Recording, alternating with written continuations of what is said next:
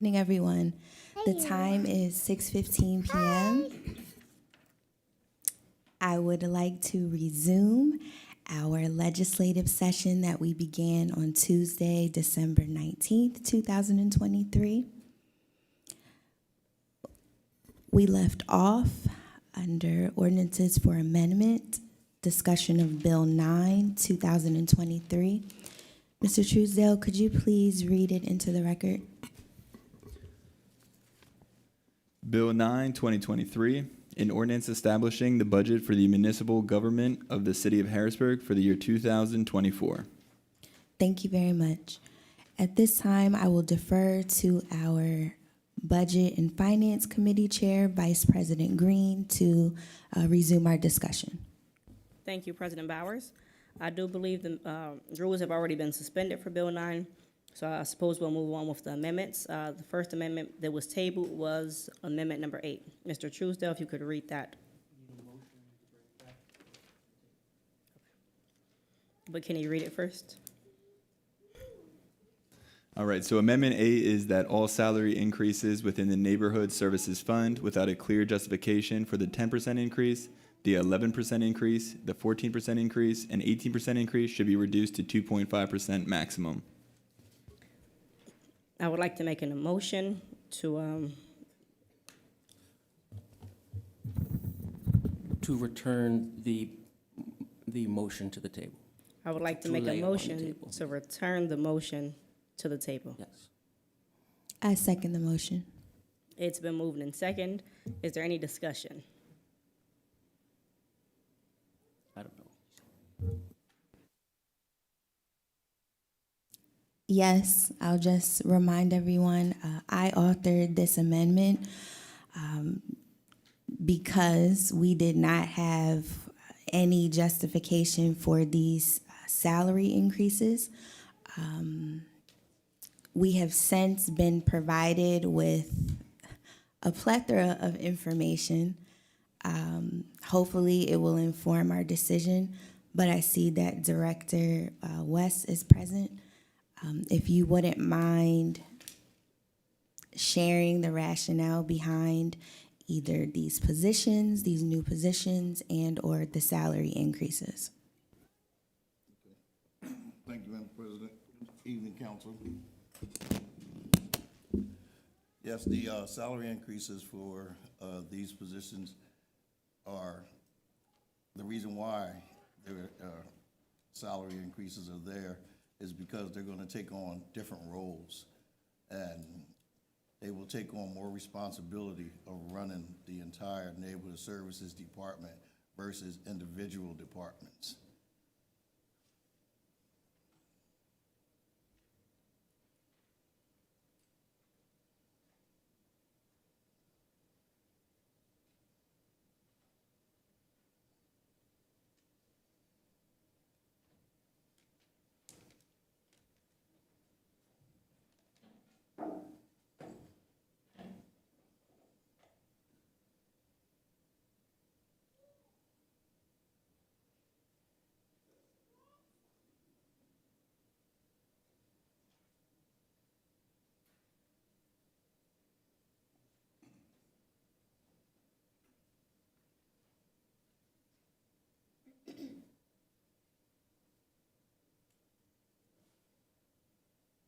I suppose just for the benefit of the public, I'll read some of the changes that were provided to us.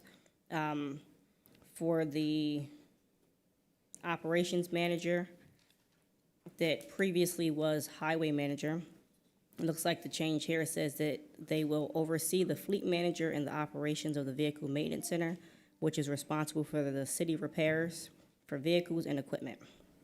And that will be the duty that's added on for this individual here. That's correct, along with overseeing the highway departments.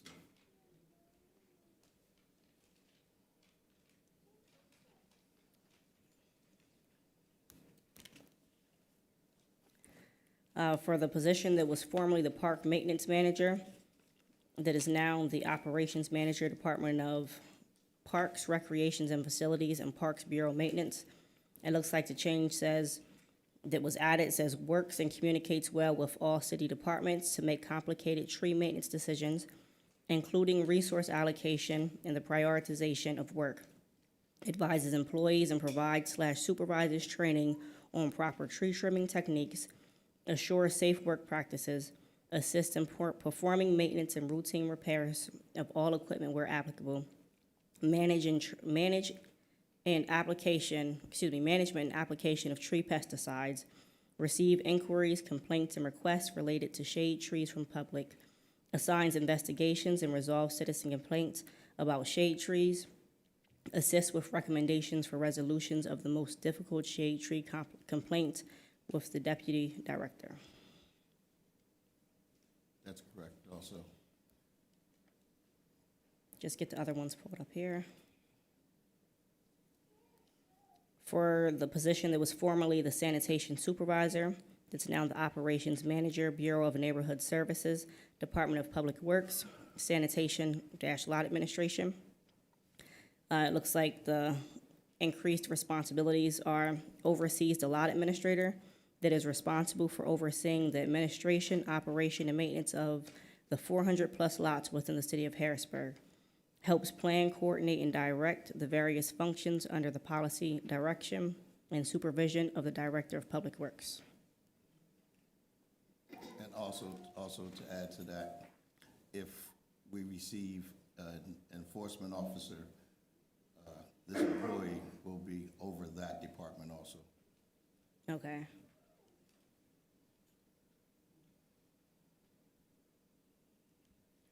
Any further discussion or? Now, the one we were just going over, that was,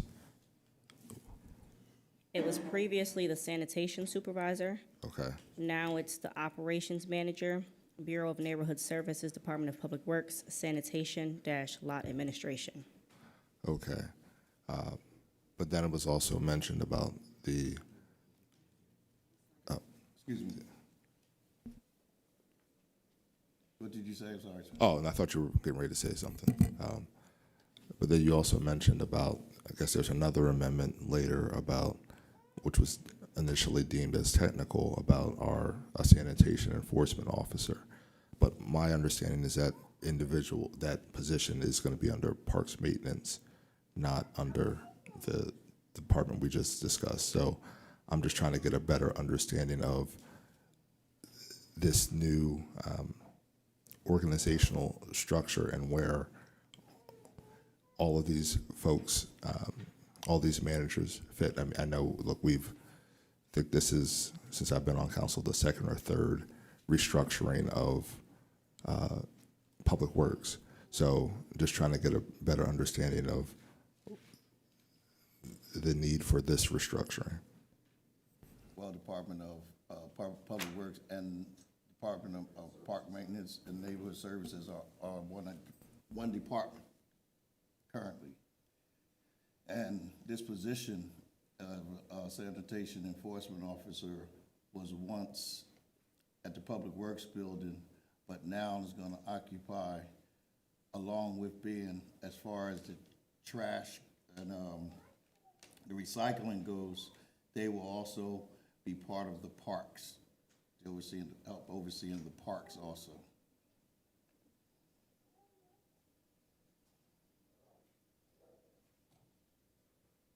I may be going along the same line. So who would they be reporting to directly then?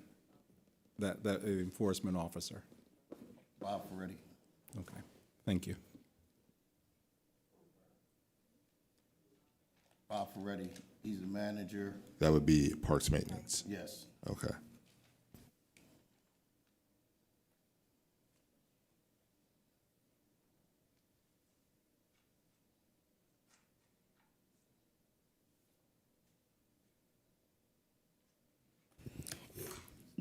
Can we also have an rationale for the Deputy Director of Parks, Recreation, and Enrichment and Parks Maintenance? I think we shared a portion of the revised job descriptions, but can we at least read that one into the record as well? And this is a completely new role, is that correct? It's an added role. Okay. Deputy Director of Park and Recreation was there. And there was a former Deputy Director for Parks and Maintenance as well? So, Deputy Director, my position was underneath facilities, so I helped out Dave Baker with Park and Recreation, sustainability, and all that other stuff that was underneath him. So once the split happened, I came over to, Public Works, and that's why it went over to, like, that area. And I'm still overseeing Park and Recreation, Park Maintenance, Sustainability Coordinator, and then I also help out with traffic. Thank you, that's what this says. This position is responsible for supervising, mentoring, and managing the Park Maintenance Bureau, Traffic Engineering, Sustainability Coordinator, and Parks and Recreation Department activities and personnel.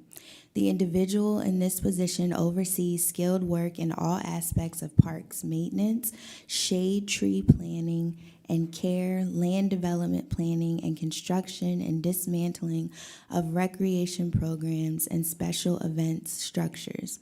Assists the Public Works Director by providing subject matter expertise on all parks, recreation, and maintenance activities, advises the Director of Equipment Needs, assists in research for contracted services as needed, makes recommendations for resolution of issues and the most difficult citizen complaints, and completes other projects as assigned by the Director. This position reports directly to the Public Works Director and receives assignments orally and in writing. Yes. With the operation managers, it gives me me and Austin some free time to go focus on administrative work. Like, we have a lot of grants that's coming along, the CDBG grants for the parks. We have some grants coming along for the trees, so those important decisions we need to be in on and not running around going from site to site.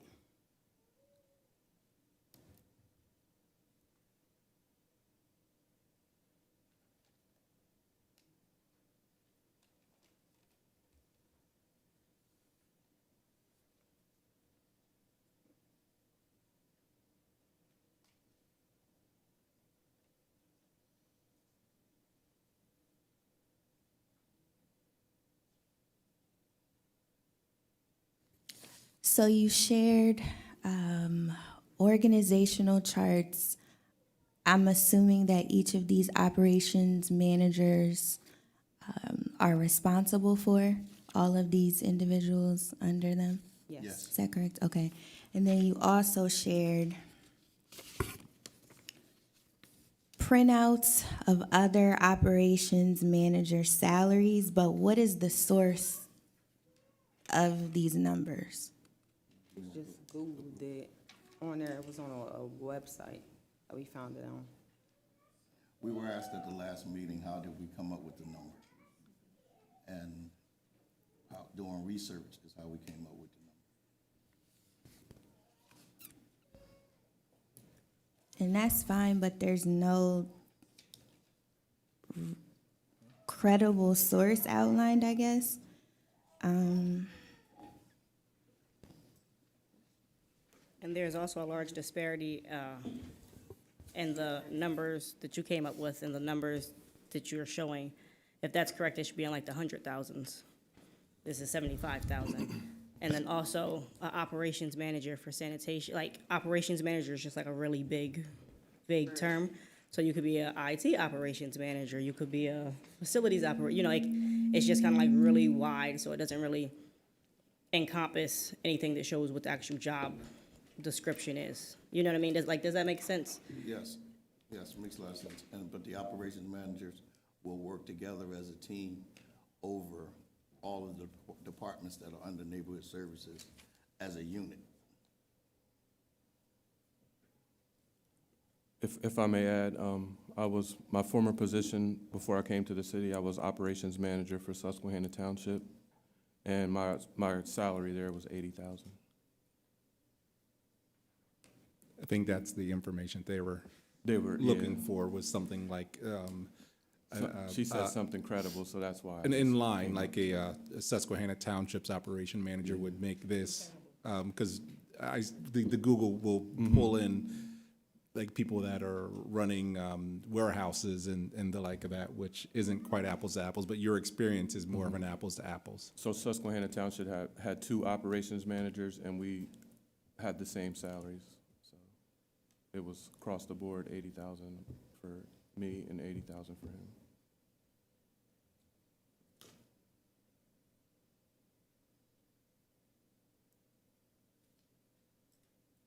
I guess, given your background and your previous work experience, were you involved at all in revising some of these job descriptions?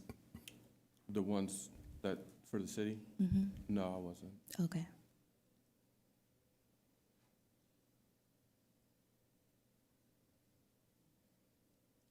And that's due to like the last 10 months I've been like, not stuck, but I've been down in engineering, trying to keep things down there moving forward instead of, they were kind of stuck for a while, and we had priority 1 bridges from 2 years ago that we've been getting notices about that we're not getting taken care of. So Dave kind of shipped me down to the engineering department to get things moving down there, and then Dan Snow came, and I was like kind of getting him rolling and not like leaving him on an island.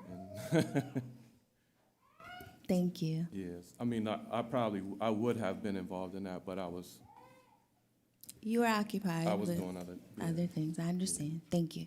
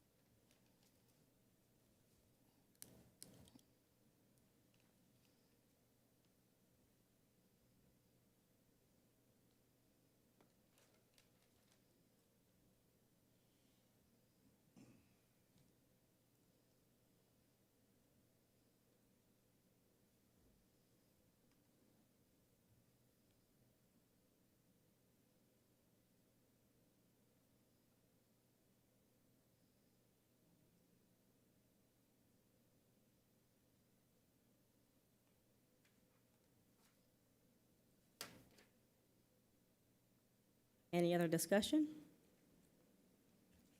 I'll just share a discussion that I have with Mr. West just a little bit earlier. He said the reason for the reorganization was with the addition of Parks and Rec, it was becoming very difficult for him to both manage the administrative side plus the actual services of his department without figuring a way to bring in managers to work underneath him. And he wanted to put people in place so that they could manage each aspect of the department. So this way, he's able to run the administration and make sure that everything's actually happening in the city without losing that step. So that's what he told me was the rationale for the reorganization and why moving to adding the operations managers and putting it in that type of a situation there. So, for example, instead of meeting every other week with 20 managers, we would like to meet with the 3 operation managers who will meet with all of the other managers and give report.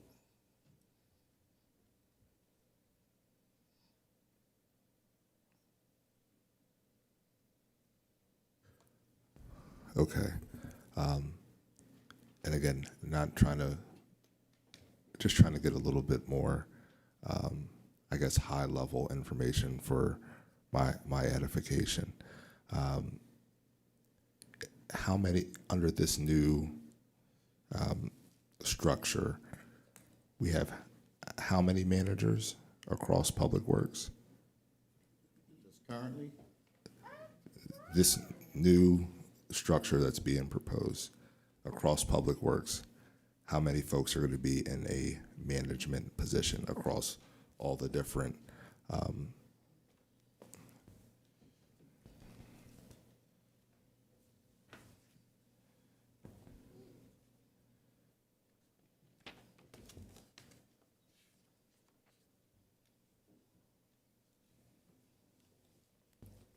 so currently,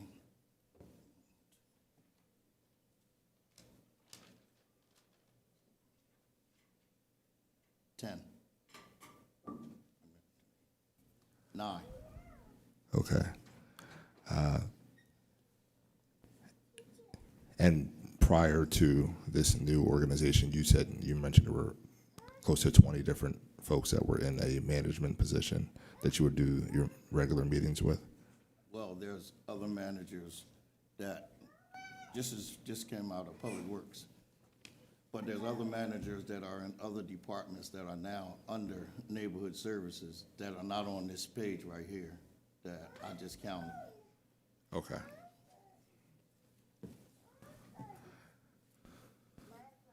All right. I'll just speak for myself. I said there's just a lot of information we're trying to figure out to digest. So the silence is I think it's more of us trying to process all the different charts and graphs that we're getting versus, I guess, so we can try to make a decision. That's just how I feel right now. Thanks. I understand.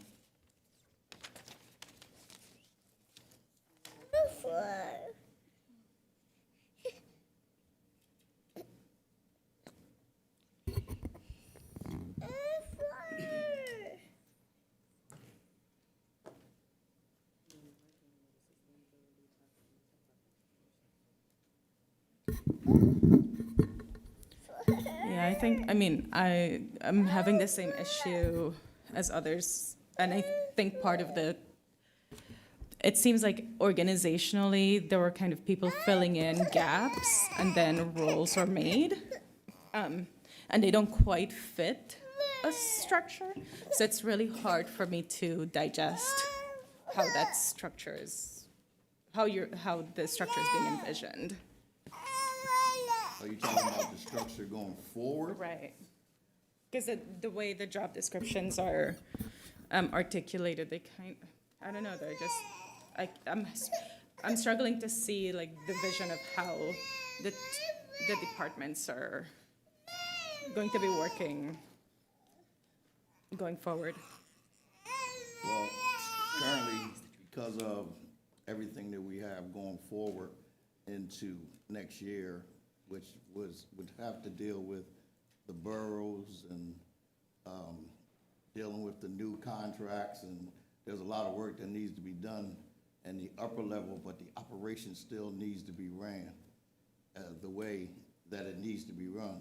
So the operations manager will take on that task while we do the administrative work that needs to be done going into next year.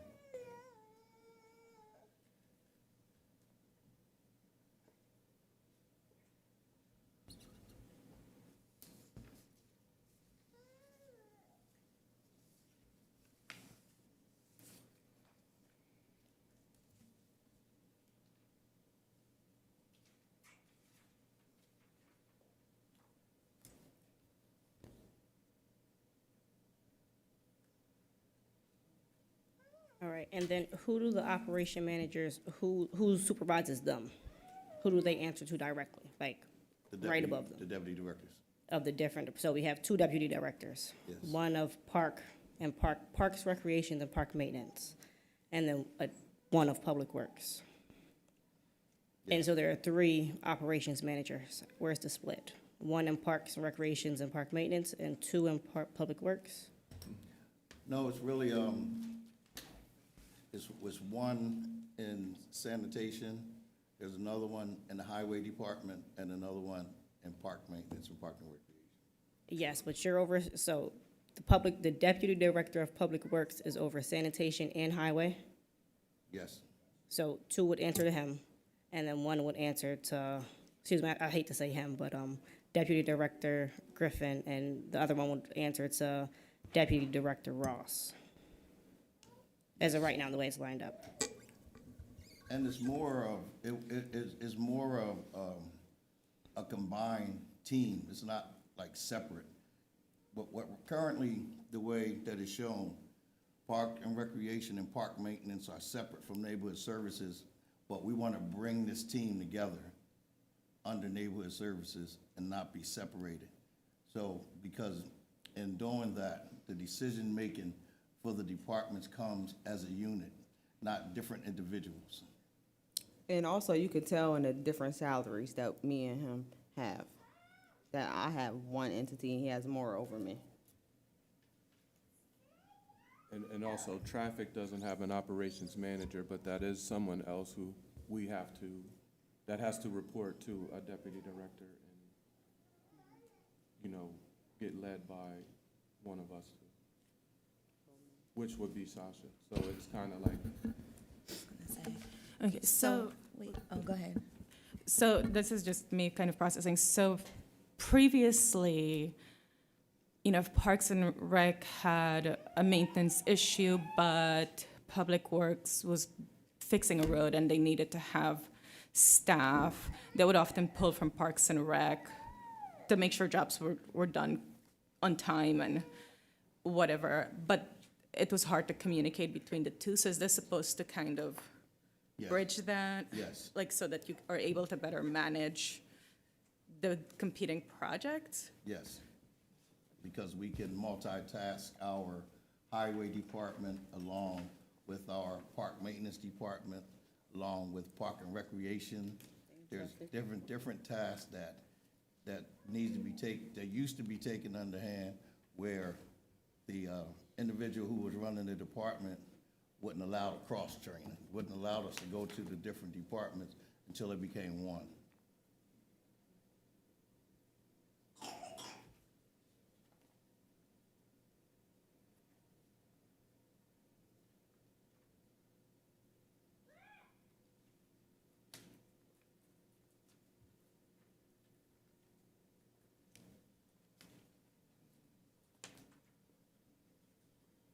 All right, I will just note, the Deputy Director for Public Works, Parks and Maintenance, excuse me.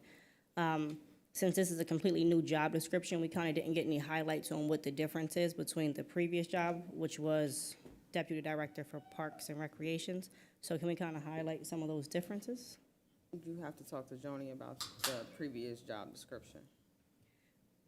Okay, I guess, and talking to, and you guys, what's the difference in the job? Like, what added responsibilities do you have, or have you assigned from switching from the Deputy Director of Parks and Recreations to the Deputy Director of Parks, Recreations, and Maintenance? I'm gonna suppose it's the park maintenance portion, but if you could just speak to it. So from my old position to my new position? Yes. My old position, I had the title, but it wasn't really, I wasn't in it fully, if in a roundabout way. Now moving over to Public Works, I'm fully in these positions. I'm running these departments.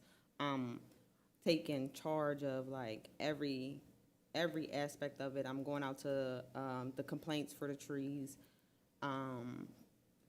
finances. I'm in charge of the finances, paying the bills, and all that stuff. Before my old position, I was up there managing Park and Recreation. And so now I have more responsibility. When you say you're managing Park and Recreation, what do you mean by that? So I was just overseeing, in my old position, I was only overseeing Park and Recreation. I'm a little lost on what you just said. So you said you had the title, right? The title of what, Deputy Director, but you weren't fully engaged in the work. Yes. So really you were a Parks and Rec manager? Is that Is that accurate?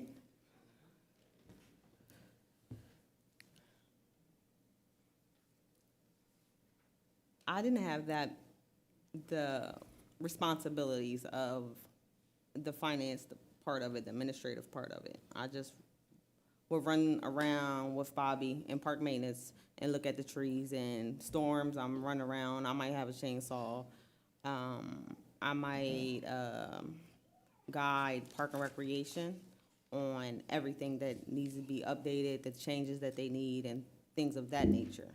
But in in my old department, I wasn't privileged to the finances and stuff. Okay, so more of the day-to-day Yes. activities in the field, on the Yes. ground, those sorts of things. Yes. But the administrative side and the finances, that Yeah. was not part of your former role. Yes, and now I'm dig deep in the grants, and I'm the one signing off on certain things and making decisions. Swimming pools is coming up. I need children to learn how to swim, not splash pads. So, like, those are decisions I'm making. That's helpful. We weren't sure what you meant by managing Parks and Rec, because there's a lot that can go into that, or not much that could go into it. Yeah, thank so I you. was more in the field, and now I'm leaning towards the administrative part of it.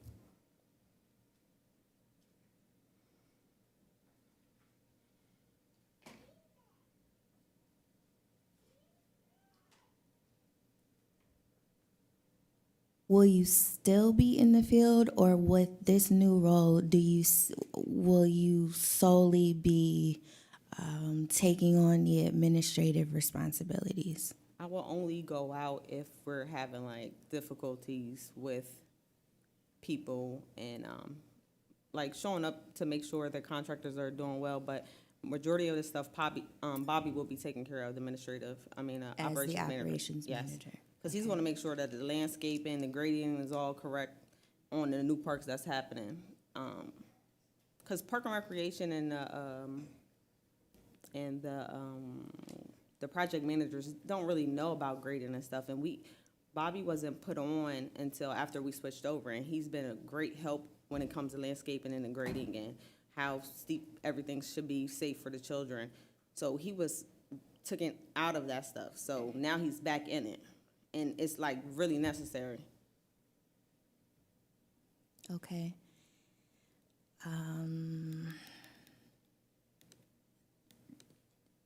So I guess in addition to the administrative responsibilities, you'll also be managing more people Yes. than it sounds like Before. from your previous role. Yes. Right? Okay.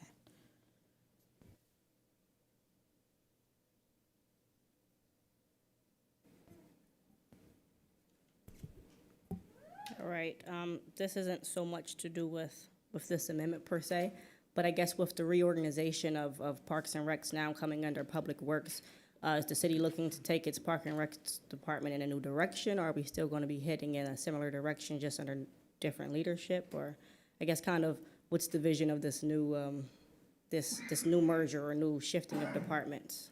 Greater. As you probably could see, I think we transferred over in about 5 months. We've been putting on more activities. We've been doing more programming. We've been reaching out to the community a lot more. So I want Park and Rec. I'm from the city, so I want Park and Recreation to look when I was a part of it as a kid, and when there was a bunch of things going on for the children. Okay, thank you. And she has been handling the Parks and Recreation stuff, but from what I can see, we're more responsive to residents on tree calls and, anything that comes up from a resident. Parks and Recreation is a lot more responsive now that Mr. West has taken over as the director of that department. Thank you.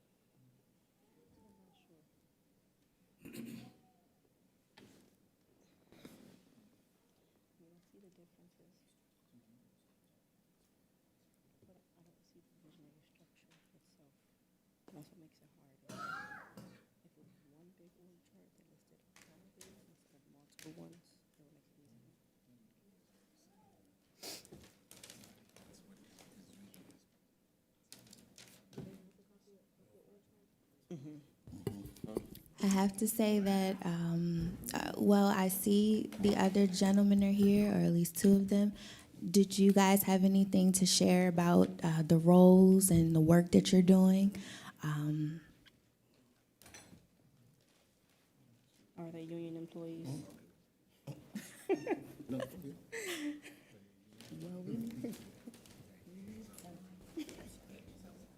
Hurry up before Neil comes back.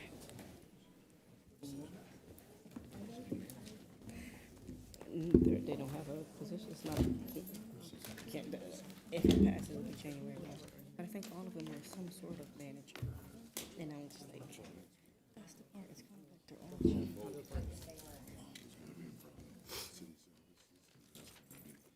me just see. Good evening. Thanks for joining us this evening. I just want to make sure that we have all of the information to make an informed decision regarding these salary increases. So just want to make sure everybody has a clear picture of the new roles of the operation managers and maybe what your day-to-day looks like, or just what you see and how you see this, I guess, these new roles evolving and the needs that will be met with these operations manager roles. Hey, how you doing? My name is Kevin Jackson.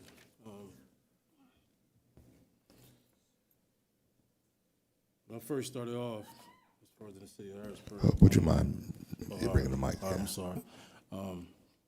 I was an enforcement officer under Aaron Johnson and Mary Pappenpoose. The position got moved. So when Mr. Spriggs came in, Mr. Spriggs took me and another informant officer and combined them and made him a route manager. So all these positions as well that we have now, as far as the 10 supervisors that we have and managers that we have, pretty much came on Mr. Spriggs. So when Mr. West came on, I was a supervisor for sanitation. I was underneath Mr. Appleberry, Charles Appleberry, and Ron Wise. My job was pretty much, I was still doing the enforcement as far as the illegal dumping. But also, I was securing the routes as far as making the trash get picked up. But at the same time, as I'm out there securing the routes, I also see illegal dumping out there.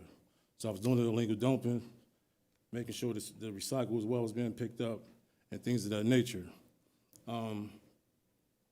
Now, with the lot administrator, we have 265 lots.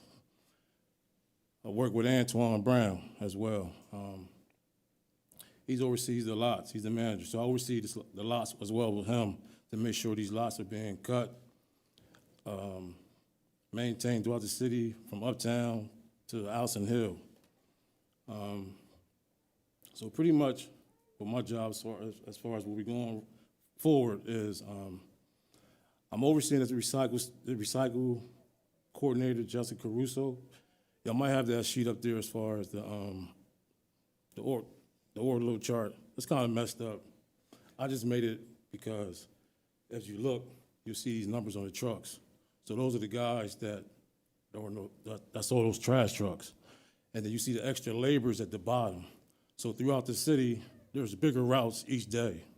So the extra guys at the bottom might go to one of those trucks and fill those positions where you'll see 3 guys at a route. So that way, we'll get done in a timely fashion. Wednesdays is the biggest days. You won't see none of those guys as far as park maintenance on there because I don't really know who they may send up. So it could be a random individual as far as they come up here. But my main position is just to maintain as far as make sure the legal dumping is my first priority. It's my first priority because Charles Appleberry and Ron Wise pretty much take care of majority of the trash pickups, the misses, the complaints, and things like that. But I also communicate with them throughout the day just to make sure that everything's taken care of before they go home. But most of the times, like when Mr. Rodriguez calls and things like that, as far as with the legal dumping, some of the stuff that he gets called and he communicates with Mr. Watson. Mr. Watson get in contact with me, and then I make sure the clam truck and things like that picks it up, take pictures. I go to court, I write citations, things like that. So pretty much with the operation manager, I oversee sanitation, which is legal dumping is involved with sanitation. I see recycling, which is involved with sanitation. And I see the lot manager. It's not really involved with sanitation, but these are some of the lots that the city owns that needs to be cut and maintained. So I just make sure, Antoine and myself, just make sure that things are getting done throughout the day. I'm a little nervous, I'm gonna be honest with you. Don't be nervous. Thank you, thank you. That's helpful, much more helpful than this job description, the sentences that were added. So it's just to give us a fuller picture. So thank you. Now, Mr. Watson, did you want to share? So yours would be highway laborers, right? Is that right? You would be overseeing the highway laborers?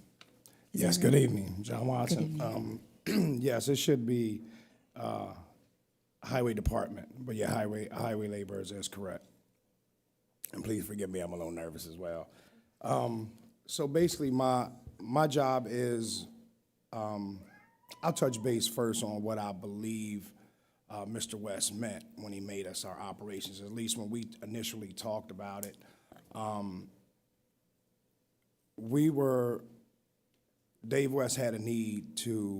Director West had a need to be taking care of administrative things. So we then decided, we just stepped up and decided to, hey, do the operation, make sure that the operation is run correct. Of course, we would speak with Dave West on different things that we may have questions about. And we took on the operations side so that Director West could handle more of the administrative. Because of the departments coming together, we seen the need of the budget to be more focused on. The budget got massive. So myself, in my former position before I came to the city, I worked on the budget. I understand how the budget is. So I know with working on the budget and handling operations and handling administration, with his need to be down here, even downtown, to take care of different things, by us becoming operations managers, we have a full staff now. So that freed him up to be able to work on the interviews and be able to get people in, and those type of things just helped us in general. When Director West came to us when we stepped up and we started doing the operations part, and we just said, hey, Dave, you take care of this, we'll handle this. It kind of opened up on his own. So with me as being the highway manager and now in charge of the fleet manager, it works in tandem because during snow removal, we have to have the fleet manager and the fleet vehicle maintenance in to work on the vehicles 24/7, as well as Mr. Jackson's role as now being in charge of sanitation and the trash trucks. The trash trucks could break down at any point in time, so the trash truck would have to need to be put directly back on the road. We can't have a trash truck just sit off to the side and say, that truck sits. We have to make sure that it goes right directly back out. It serves the same emergency as a snow removal. Sanitation, snow removal, and even when we're on paving. So when we're doing paving, if the paver breaks down or a vehicle that is transporting hot mix breaks down on the highway, we can't have a vehicle just sit with hot mix. It'll be wasted money, so we have to be able to manage. So me being able to coordinate with the VMC manager and work in tandem, it just kind of, I like to say, makes sense that that we are connected in that role as far as being, I don't want to necessarily say over top, but working, I like to say work together, because me and Brian work together. Me and Kevin works together. Me and Bob Ferretti, we work together. As it was mentioned, The park maintenance always comes up to help Public Works. If there's a task during our slower seasons, our gentlemen can go to help different departments. And I think when Dave West made operations managers, the org chart is here, but Deputy Director Sasha, Deputy Director Austin, they still, even though that they have different departments underneath them, they are, I believe, the deputy director over everybody. They can essentially, Sasha can come over, Deputy Director Sasha, sorry, can come over to Public Works, and she's respected as a manager, and we'll all, obey what she say, as well as Austin also in park maintenance. And I think an operations manager, even though Kevin has sanitation underneath him, a lot of administration, I have vehicle maintenance underneath me, extra, I'm speaking of the added, and Bob Ferretti has the park maintenance. We can either go anywhere on anything, and I tell the gentleman in the highway department, if Mr. Jackson comes to you and he has a task for you to do, you don't have to check with me to get pulled off a task, because we talk all the time. So we all communicate every day, all day, about our operations. We speak whether it's on the phone or in person. So I think that was his vision of having us operate the operations in Ho in general. But we have certain individual departments underneath that we do concentrate on specifically.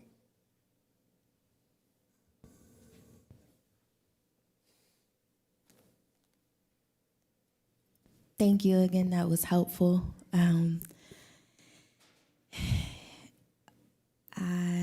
I don't think I have any other immediate questions. Oh, maybe just one. And this is something that keeps coming up, or kept coming up during last week's hearings.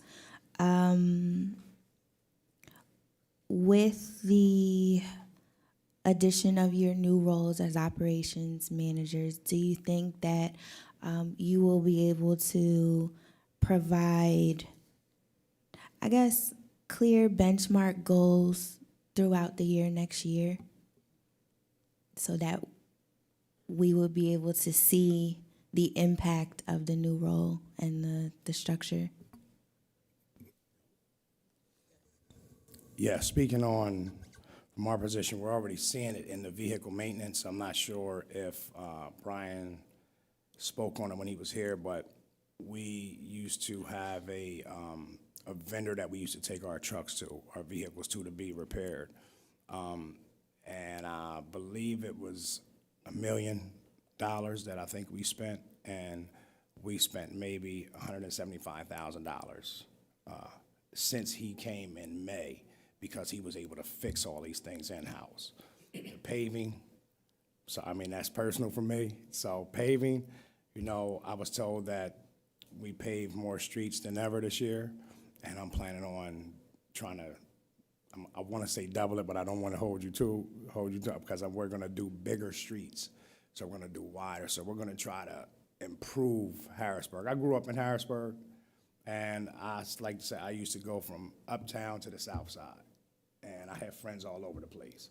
So, just being able to be a part of that structure and revitalize Harrisburg is beautiful. It's like a passion for me. So, as to answer your question, yes. Thank you.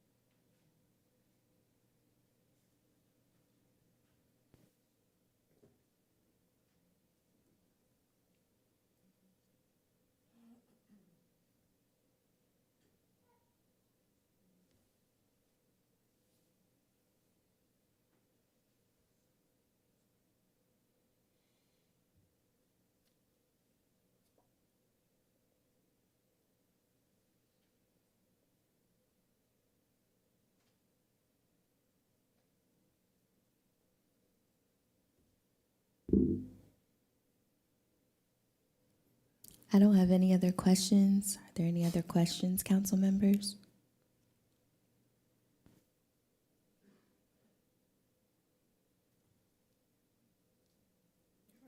Seeing no further questions, we will call the vote on Amendment 8. Mr. Truesdale, if you could read it into the record again.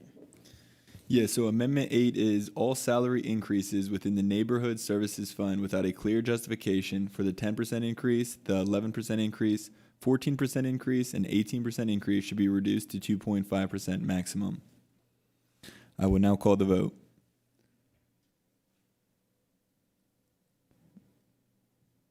Ms. Daniels?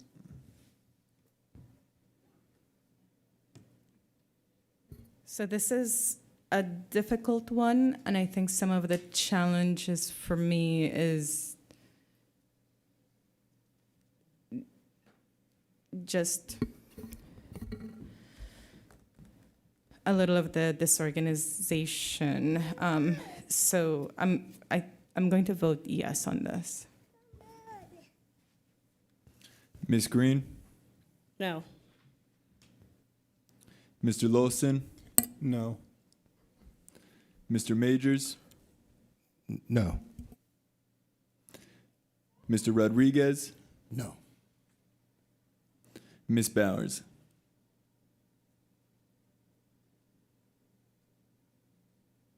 I'm sorry. Let me just say this before I cast my vote.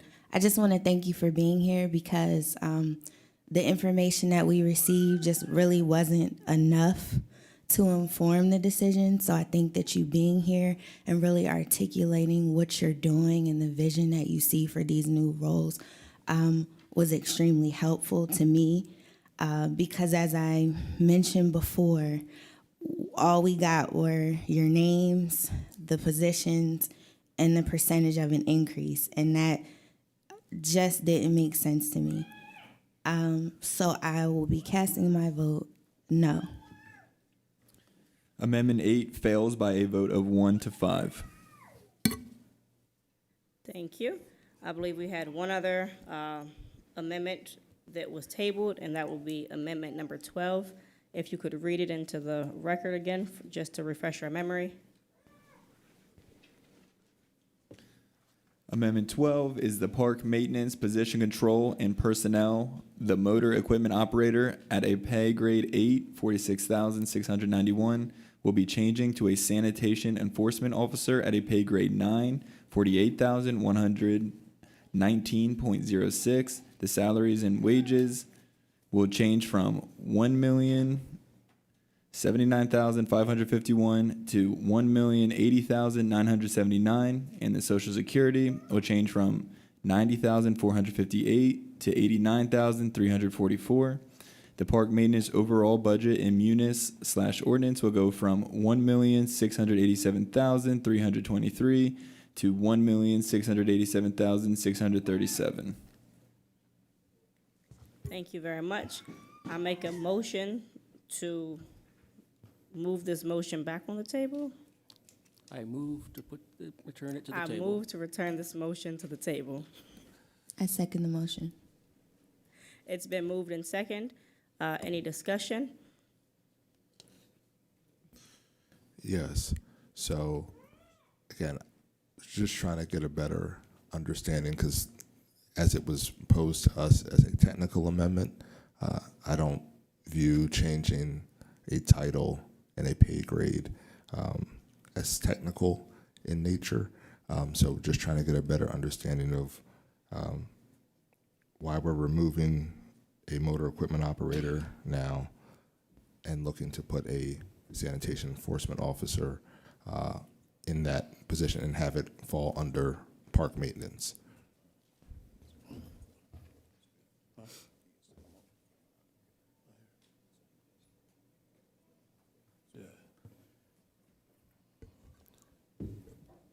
He's still gonna be a motor equipment operator as well. The problem is with Mr. Watson, as far as the enforcement officer, I will continue to be the enforcement officer, but the other enforcement officer will be, he will operate the equipment as far as clamming, the bulk items and things of that nature. Throughout the city, I'm pulling individuals from Mr. Watson's department, which is limiting him from completing his task throughout the day. So with us creating another position as far as that individual that's going to maintain the clam truck and the loaders and things of that nature, he's allowed to work with me throughout the day for 8 hours to go around the city to collect illegal dumping and things of that nature. Okay, and folks can correct me up here, can correct me if I'm wrong. Did we receive a position for the sanitation enforcement officer, the roles and responsibility? I know it was in previous years we had that exist, but did we receive it as a part of the documents? So technically, this is an issue that really needs to be talked about in a labor management setting, Okay, because the enforcement officer's job description that you have and that the city approved is an ASME union position. Right, and- Obviously, Mr. Jackson used to be in it, but now he's in management. and, right, So I don't know that we've negotiated away from the union position that was theirs and have it fulfilled by a manager. So that's a labor management issue. It's Okay. happened before. It happens a lot with like confidential secretaries and other things, but we have to get AFSCME approval to do it. And maybe we did it, Kevin, and I just don't remember. Did we? Yes. Okay, we already did it. I missed that meeting. But, okay. but that, so I want to be clear because what I have substitutes the sanitation enforcement officer Right, for a, it doesn't have both. it doesn't have both, They yeah, took that's, one out and put one in, so Right. I couldn't quite understand what you were telling us. right. The information we received was they will be changing, so we'll be removing the motor equipment operator at a pay grade 8, and we'll be changing or replacing it with the sanitation enforcement officer at a pay grade 9. I think Is he that means- correct? Yes, but they both position has to have their CDL. Right. Excuse me, is this the same person? Yes. Or this is the Yes. same person and you're adding responsibilities, or you're changing his job title altogether? Changing his job title and adding a grade. Excuse me, yes, and I believe the difference in that will be to where the position before was just a motor equipment operator, and with him being a sanitation enforcement officer, he will still be a motor equipment operator. He will just Okay, be. can we just pause for 1 second? In the way that we're having conversations, let's focus on positions and not people. When we start trying to focus on people, it becomes personal. We are literally just looking at position changes, and I want to keep the focus there. I don't care who serves in what position. It's the fact that we're changing it in this manner. So in terms of the position itself, a sanitation enforcement officer, the requirements, as Deputy Director Ross mentioned, that person has to have a CDL, and then on top of that, they will be working on some of the enforcement pieces. And that is falling under park maintenance because of instead of under city services or another area. That's what I'm trying to get a better handle of. When they had, can you hear me? When they had it in Public Works before, they did not help out the parks. And the parks have a huge dumping issue. So with it being underneath parks maintenance, it gives us a extra teeth in our parks, because we can pick up love seats in Devil's Ditch at Reservoir Park.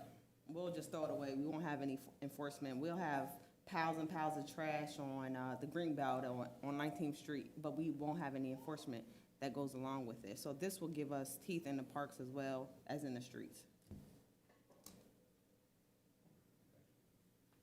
Thank you. And I do believe we did get the job description. It's just a solid waste education / enforcement technician. That is the job description we received for grade 9.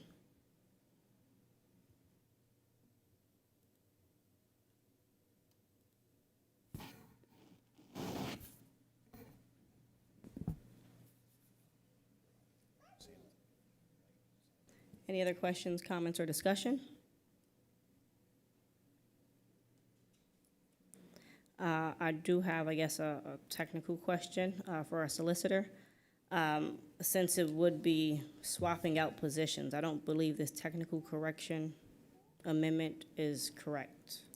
So I think I did come up with a solution for that. I was going to recommend one more motion if this was the last motion, to sort of address all the technical amendments together. Okay, So it was going to be a motion to authorize the Bureau of Finance to substitute in the binder book the appropriate pages where each of these technical amendments would do, because you have to redo the whole thing. They've done that, but they can't, it's not part of the public record at the moment. That's why they're being read as technical amendments. okay. So we're fine moving forward with this as a technical amendment? Yes. All right.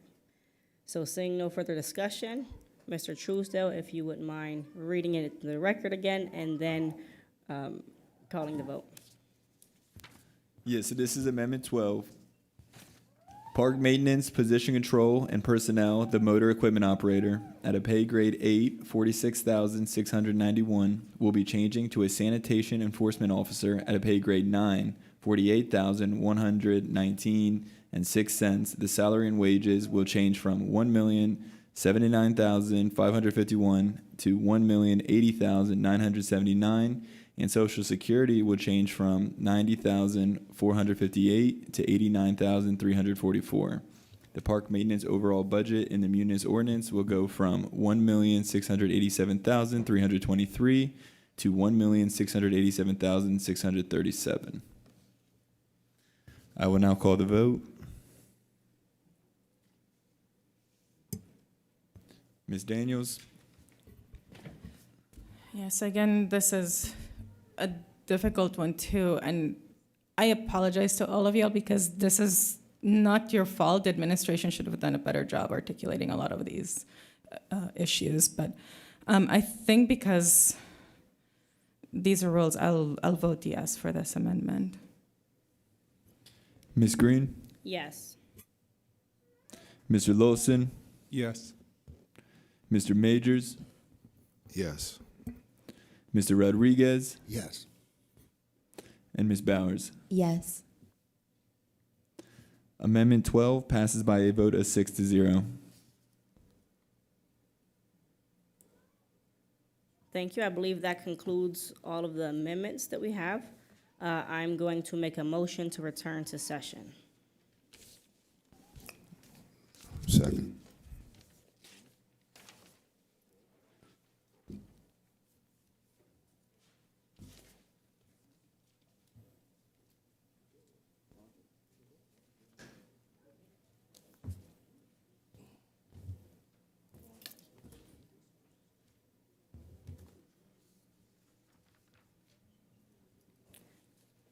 Solicitor Grover, do we have to make a motion to return back to, I made the motion, do we have to vote on it?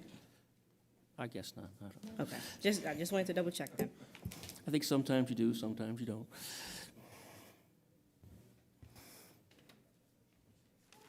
I'm typing it.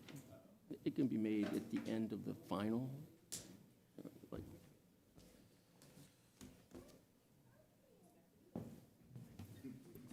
Thank you. We will now move forward with our meeting agenda. The next ordinance for amendment is Bill 10 of 2023. Mr. Truesdale, could you please read it into the record?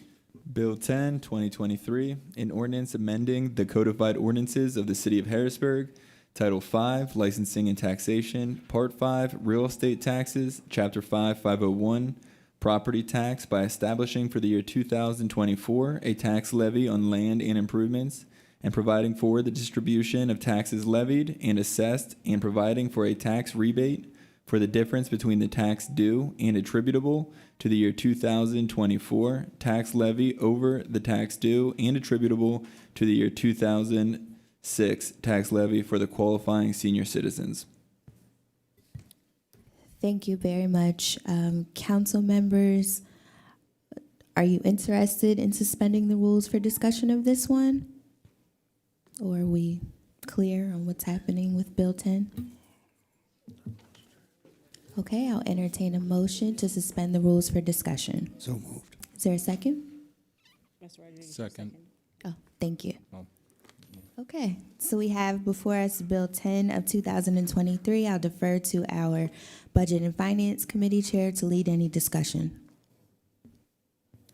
I believe we did have a presentation from the Finance Department on Tuesday, kind of going over the history of the Neighborhood Service Fund and some of the increases, and kind of as an explanation as to why the amount would increase.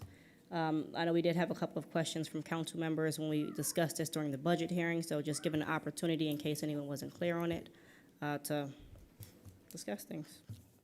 Or no, that's not even the right one. Madam Chair, yes, Yeah, we're on a not ta- even the we're right on a- one. We're on a tax So- ordinance, so.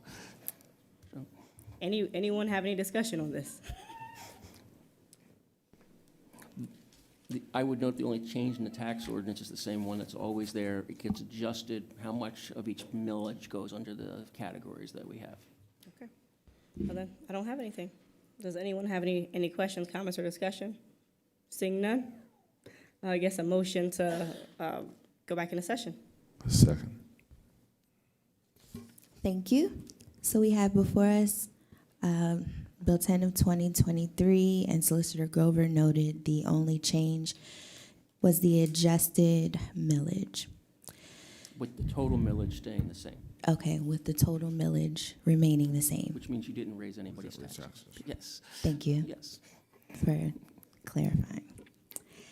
Next, we have Bill 12 of 2023. Mr. Truesdale, could you please read it into the record? Bill 12, 2023, an ordinance amending Part 3 of Title 9 of the Codified Ordinances of the City of Harrisburg, entitled the Municipal Waste, Recycling, and Composting Code, to adjust fees on the collection and disposal of residential municipal solid waste, and further provide for a technical amendment regarding the imposition of interest charges on certain obligations owed the city. Thank you. I will defer to our Public Works Committee Chair to lead any discussion. Well, first, I will entertain a motion to suspend the rules for discussion. I apologize. So moved. Is there a second? Second. Thank you. I will now defer to our Public Works Committee Chair, Councilman Lawson, to lead any discussion on Bill 12. All right. Thank you, President Bauer. All right, so I guess we'll open this up for discussion for any questions, any comment. I don't really have any questions. I guess as a comment, we did have a presentation from the Finance Department. I feel like I'm repeating what I just said, which kind of showed the increase over the years, which kind of justifies the need for the increase. So that's all I have. Thank you. Would anyone else have any questions, comments concerning Bill 12? I mean, I guess the only thing I will note is during the conversation that we had, we did request information about some of the surrounding boroughs and municipalities and the rates that they're being charged.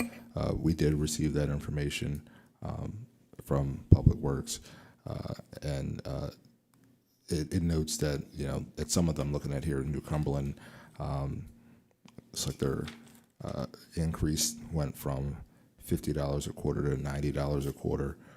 So with our rate currently at 32, 34, you know, we're slightly higher. But again, as we all know, we have the agreement that is in place with Laxwama that keeps our tipping fees, you know, very high in comparison to our surrounding municipalities. And the fee increase that is being proposed, while, again, no one wants to see it increase, we have not adjusted our rates.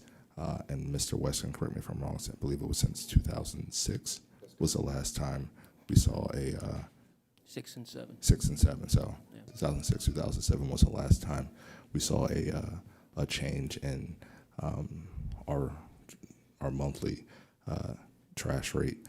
On the residential side. On the residential side, sorry, excuse me, I'll be specific. In terms of for our residential customers. You know, there were some conversations that I think folks have seen in the media.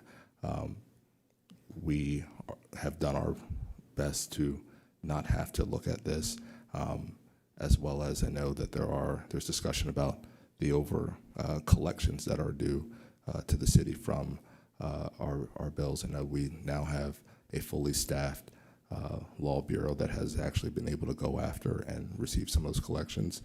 We all know when things go to collections, it is not 100% recoupable.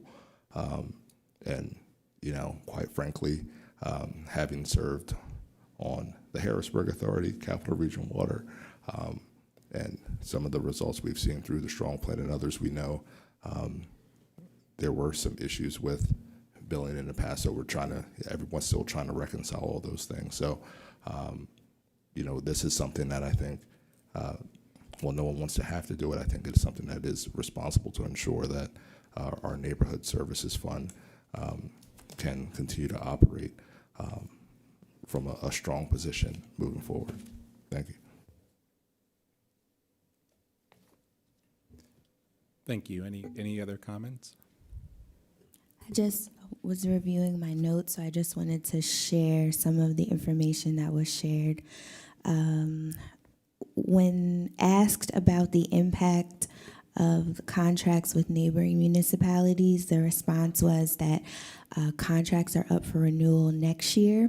There's one that's up in July and 2 in December. The effective date would be January 1st, 2024.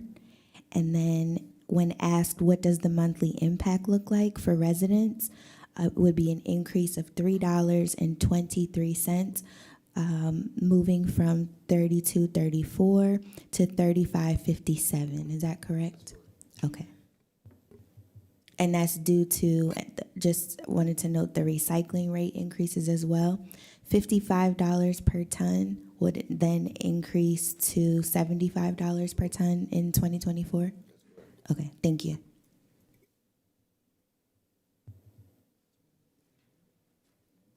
Okay, thank you. And would anyone else have a comment?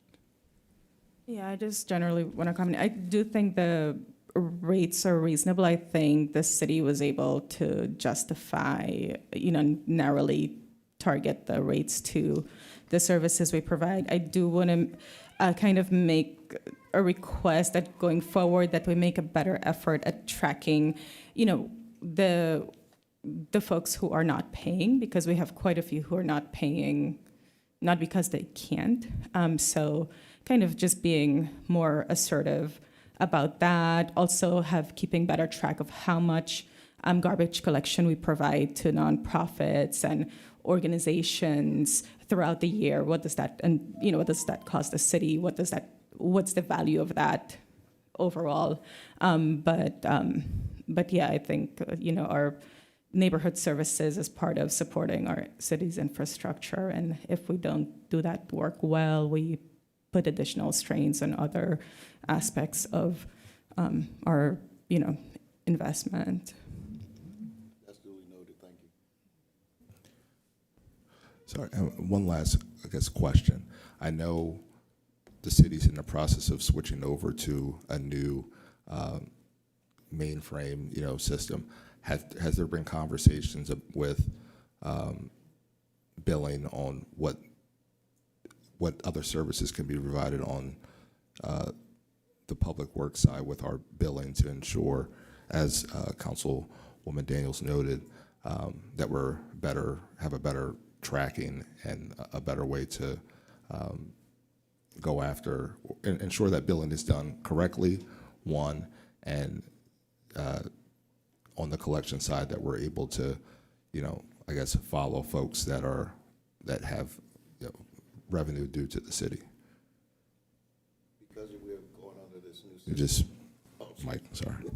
Because we're going under this new system called Munis, it's able to track everything together throughout all departments in the city, which makes Munis a lot better than us going through a mainframe and having, different departments have to go to other departments to ask what is going on. This will be one system that will be combined for everyone is what information that I received. Okay, thank you. All right, anyone else? Then I move that we end discussion and return to session. Is there a second? Second. Thank you.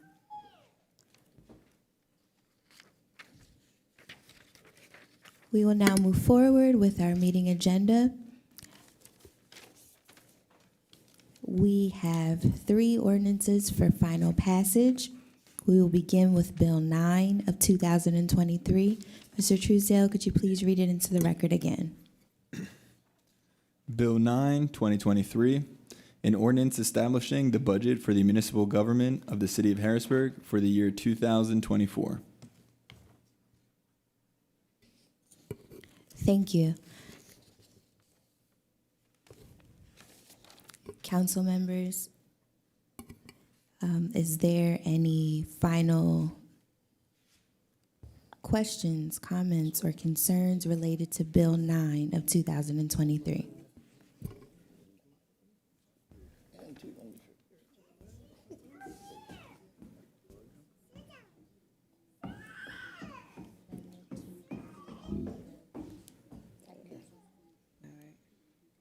Okay, good, thank you. Solicitor Grover. Okay.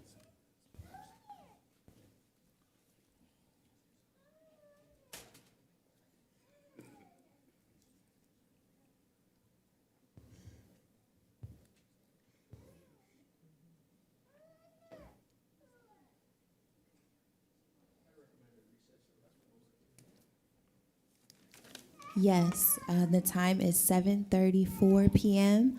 We will stand in recess for 10 minutes. Thank you, everyone.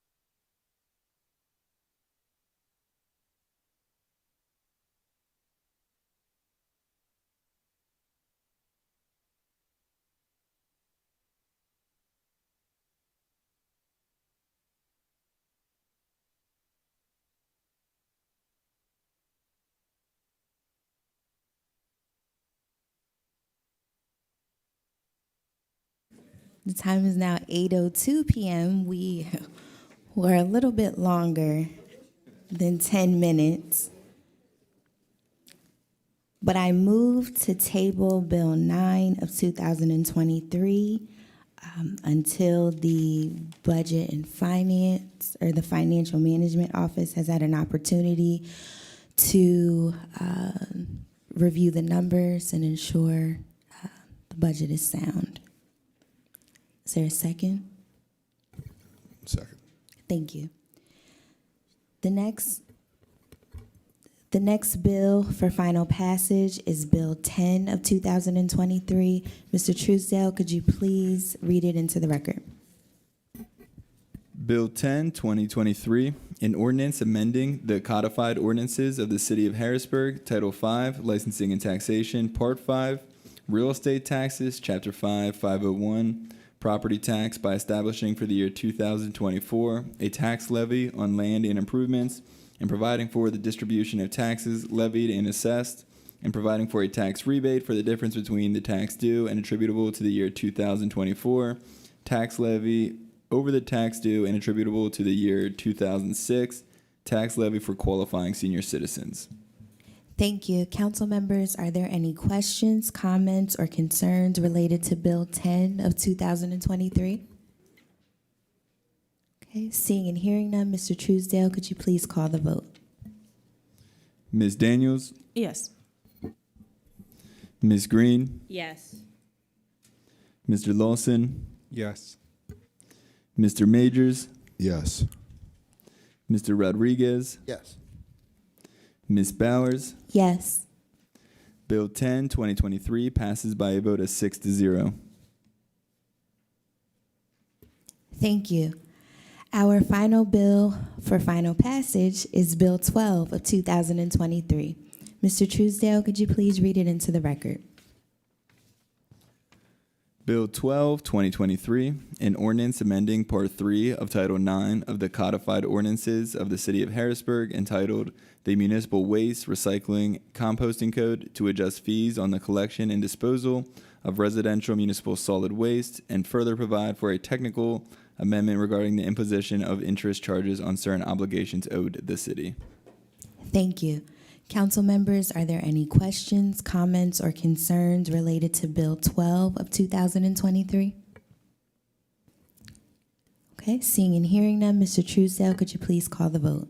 Ms. Daniels, Yes. Ms. Green, Yes. Mr. Lawson, Yes. Mr. Rodriguez, Yes. Mr. Majors, Yes. Ms. Bowers. Yes. Bill 12, 2023 passes by a vote of 6-0. Thank you.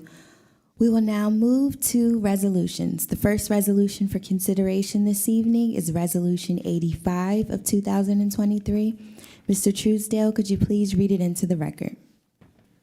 Resolution 85, 2023, a resolution ratifying the submission of a Pennsylvania Local Share Assessment Grant application of up to $1 million from the Commonwealth Financing Authority to fund renovations of the Martin Luther King Jr. City Government Center at 10 North 2nd Street, Harrisburg, PA, 17101.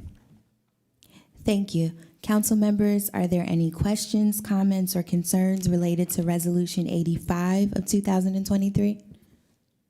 Okay, seeing and hearing none, Mr. Truesdale, could you please call the vote? Ms. Daniels, Ms. Green, All right, yes.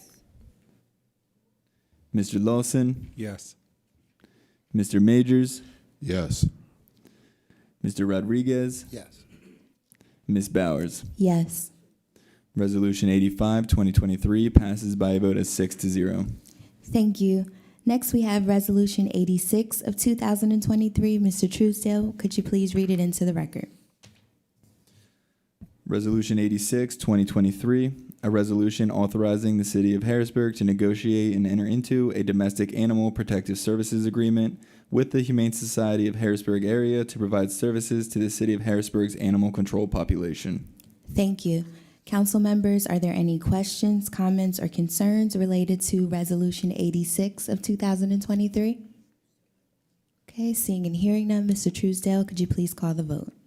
Ms. Daniels, Yes. Ms. Green, Yes. Mr. Lawson, Yes. Mr. Majors, Yes. Mr. Rodriguez, Ms. Bowers. Yes.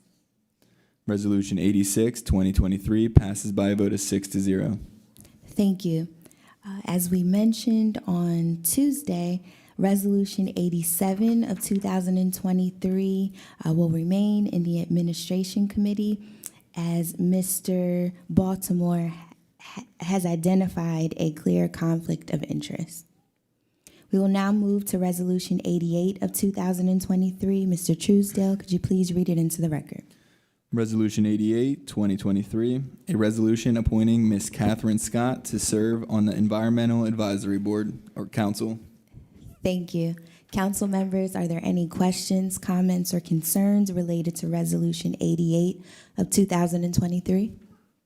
Okay, seeing and hearing none, Mr. Truesdale, could you please call the vote? Ms. Daniels, Yes. Ms. Green, Yes. Mr. Lawson, Yes. Mr. Majors, Yes. Mr. Rodriguez, Yes. Ms. Bowers. Yes. Resolution 88, 2023 passes by a vote of 6-0. Thank you. Next, we have Resolution 89 of 2023. Mr. Truesdale, could you please read it into the record? Resolution 89, 2023, a resolution appointing Ms. Rafika Muhammad to serve on the Environmental Advisory Council. Thank you. Council members, are there any questions, comments, or concerns related to Resolution 89 of 2023? Seeing and hearing none, Mr. Truesdale, could you please call the vote? Ms. Daniels, Yes. Ms. Green, Yes. Mr. Lawson, Yes. Mr. Majors, Yes.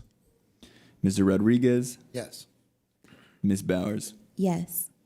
Resolution 89, 2023 passes by a vote of 6-0. Thank you. Next, we have Resolution 90 of 2023. Mr. Truesdale, could you please read it into the record? Resolution 90, 2023, a resolution to enter into a master services agreement with Barin and LaJudas DPC for engineering, technical assistance, and consulting services for various projects supporting the Department of Public Works. Thank you. Council members, are there any questions, comments, or concerns related to Resolution 90 of 2023? Seeing and hearing none, Mr. Truesdale, could you please call the vote? Ms. Daniels, Yes. Ms. Green, Yes. Mr. Lawson, Yes. Mr. Majors, Yes. Mr. Rodriguez, Yes. Ms. Bowers. Yes. Resolution 90, 2023 passes by a vote of 6-0. Thank you. Resolution 91 of 2023. Mr. Truesdale, could you please read it into the record? Resolution 91, 2023, a resolution appointing Ms. Pamela Parson to serve on the Environmental Advisory Council. Thank you. Council members, are there any questions, comments, or concerns related to Resolution 91 of 2023? Okay, seeing and hearing none, Mr. Truesdale, could you please call the vote? Ms. Daniels, Yes. Ms. Green, Yes. Mr. Lawson, Yes. Mr. Majors, Yes. Mr. Rodriguez, Yes. Ms. Bowers. Yes. Resolution 91, 2023 passes by a vote of 6-0. Thank you. We will now return to the sole bill remaining for final passage. That's Bill 9 of 2023. I move to remove the, Move to return to return the bill table. to the table. Second. Thank you. So before us, we have Bill 9 of 2023. Mr. Truesdale, could you please read it into the record? Bill 9, 2023, an ordinance establishing the budget for the municipal government of the city of Harrisburg for the year 2024. Thank you. I will defer to our Budget and Finance Committee Chair, Vice President Green. Thank you. I would like to make an amendment. I move to authorize the Finance Office to substitute those portions of the budget book to reflect the technical amendments approved by council. Second. It's moved in second. Is there any discussion? I do have a comment. Thank you. I would just like to share a few thoughts prior to casting my vote on the 2024 budget proposal. First, I would like to thank Vice President and Budget and Finance Committee Chair, Councilwoman Green, for her leadership during this budget process. I would like to remind everyone that the implementation of quarterly reporting from the department and bureau directors over the course of the year once again provided a good blueprint outlining their needs. As a result, similar to last year, we were able to continue with a 4-day budget hearing schedule instead of 6 days. Thank you to all department and bureau directors for your prompt responses to our inquiries. Finally, thank you to the Financial Management Office and Department staff for all of your hard work in delivering a budget for the 2024 fiscal year. I must say, I had expectations coming into this budget process. However, I immediately had to reset because we did not even receive the budget binder until well after the meeting the proposal was introduced concluded on Tuesday, November 28th, 2023. Upon receiving the bound document, there was missing information. We then received a binder document the first week of budget hearings. Each day upon arrival, we received additional documents. It was quite overwhelming. It felt rushed. It felt like we were just supposed to accept what was proposed with no line of questioning. We are seeing the results of an ill-planned city reorganization at play. As a result, there were delays because council members were doing our due diligence to ensure we had every piece of information that could inform our decisions. Council members were forced to respond in real time to information we just received before walking into these chambers. I do not think that is fair to council members, residents, or members of the public. 957 who viewed the meetings and the 11 that are currently viewing.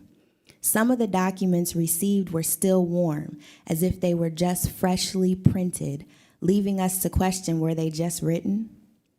Last year, we discussed the need for performance evaluations with the mayor, business administrator, and the human resources director. We were happy to learn when the performance evaluations were completed during the current year. As a result of the performance evaluations, many employees received salary increases. There is still room for improvement from an equitability lens, with 21.2% of the workforce being city residents, 63.76% white employees, and 37 Spanish-speaking employees. Finally, I would like to address correspondence with the city treasurer. I saw, just like all of you did on the news on Monday night and Tuesday morning, that the city treasurer is upset because he did not receive a response from council members regarding an email he sent on December 5th, 2023. Please note, the city treasurer was invited and scheduled to participate in the final budget hearing held last Wednesday, December 13th, 2023.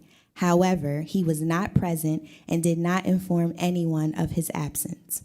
We thought he would participate in the budget hearing so that we could weigh the options together. Last Wednesday would have provided an opportunity for the city treasurer to present his memo on options to avoid a trash fee increase. It would have provided space for council members and members of the public to ask any questions they had regarding the options shared. But running to the news and receiving a slanted story isn't beneficial to anyone. We were quite upset, as were residents and business owners in this city, when the Treasury office hours were limited and their checks were held, causing mass confusion and lost revenue. I sincerely hope in the new year, departments and bureaus consider goals that have clear, measurable outcomes, providing for continued growth and development of the city's workforce. Thank you. Thank you. Any other comments? This is for the amendment. This is for the The technical amendment. ones. Yes. Okay. Do you want me to read the amendment again? No, no, no. Okay. Yes, this is for the technical amendment. Seeing no other comments or questions, Mr. Truesdale, if you could call the vote. Ms. Daniels, Yes. Ms. Green, Yes. Mr. Lawson, Yes. Mr. Majors, Yes. Mr. Rodriguez, Yes. Ms. Bowers. Yes. The amendment passes by a vote of 6-0. Thank you. Next, I would like to make a final call for any council members that would like to make any amendments to the proposed 2024 budget, which would be Bill 9. I just, Seeing no further amendments, no amendments, no amendments, Okay. just a comment. I have one more amendment to make. That's just adjusting it. So, and then after that, we can open for discussion. So for the final amendment, I move to adjust Bill 9 to read as follows, and I believe our solicitor will be gracious enough to read the changes in for us. And I'd like to start by thanking Brian McCutcheon for writing in a way that I can read. I can't read my writing, so.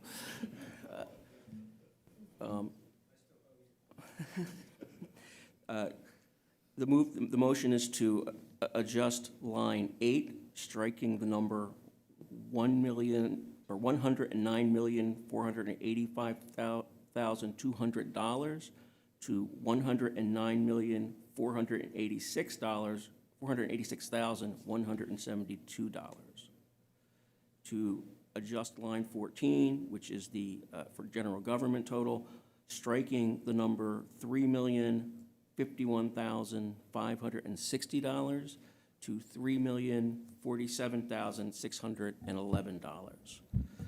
To adjust line 24, personnel in the mayor's office, from striking the number $481,740 and replacing with $479,695.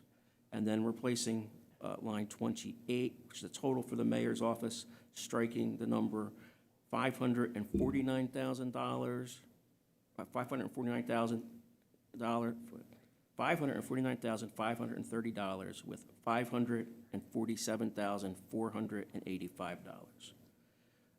Then adjusting line 38, personnel in the city treasurer's office, striking the number $479,774 and replacing with $477,870.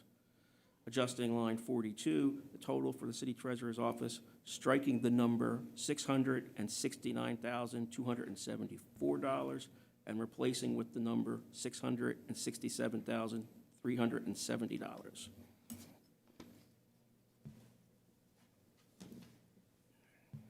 Adjusting line 104 for Department of Building and Housing, striking the total of $640,541 and replacing with $647,000. For line 104, personnel in the Bureau of Planning, striking the number $279,532 with the numbers $285,991. By adjusting line 108, total for Bureau of Planning, striking the number $411,032 and replacing with $417,491.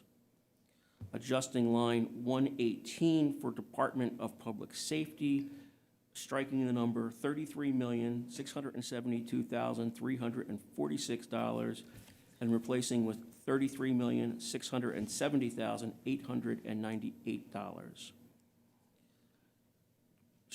Adjusting line 128, Bureau of Police Personnel, striking the number $19,192,244 and replacing with $19,190,706.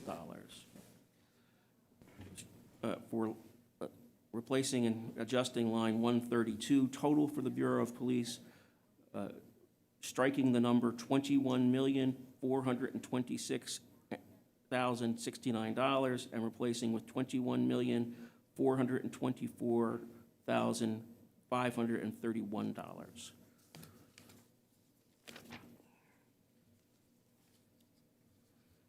Adjusting line 237, Section 5, Neighborhood Services Fund, striking the number $21,155,758 and replacing with $21,156,072. Adjusting line 251, Personnel, striking under Neighborhood Services, striking the number $1,272,000. I'm sorry, $1,272,723 with $1,273,037.